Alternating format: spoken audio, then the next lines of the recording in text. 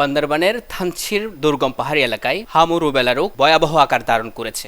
রামাক্রি ইউনিয়নের অন্তত ৬টি গ্রামে ইতিমধ্যেই ৮৪ জন শিশু এই রোগে আক্রান্ত হওয়ার খবর পাওয়া গেছে। আক্রান্তদের সবাই স্কুল শিক্ষার্থী। মিয়ানমার সীমান্তবর্তী বান্দরবানের থানচি উপজেলার রামাক্রি ইউনিয়ন। এখানের লিটোক্রে মৌপাড়া, সূর্যমণি ত্রিপুরাপাড়া ও ইয়াংবোপাড়া সহ আশপাশের ৫ থেকে ৬টি গ্রামে ছড়িয়ে পড়েছে হামু রুবেলা। স্থানীয়দের তথ্য মতে এলাকাগুলোতে অন্তত ৮৪ জন শিশু এই রোগে আক্রান্ত। প্রায় ৫ জন বাচ্চা হামের উপসর্গ নিয়ে অত্র হাসপাতালে ভর্তি হয়।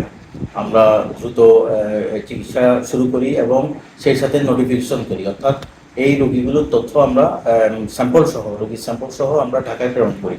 তাছাড়া আমি রামাক্রি সহ বড়মদক এবং দিক্রি এবং অন্যান্য যে দুর্গম এলাকাগুলো আছে আমাদের থানচি উপজেলার, ওখানকার যে চেয়ারম্যান মহোদয় আছেন, চেয়ারম্যান সাহেব এবং ওখানকার যে মেম্বার আছেন, ওনাদের মারফত জানতে পারলাম যে ওখানে বেশ কিছু বাচ্চা, প্রায় ৮৪ জনের মতো বাচ্চা, তারা হামের উপসর্গ দেখা দেয়, অর্থাৎ জ্বর এবং সেই সাথে রেশ আসে। এখানে উল্লেখ্য যে গত মাসে আলীকদমে, আপনারা হয়তো সবাই জানেন, আলীকদমে কুরুকপাতা নামক যে দুর্গম এলাকা, সেখানে ব্যাপক হারে এই মিজাজের উপসর্গ সহ বিভিন্ন সমস্যাগুলো ছড়িয়ে পড়ে। এই এলাকায় আমরা ৮৪ জন বাচ্চাকে আমরা দেখছি যে তারা হামের উপসর্গ আক্রান্ত।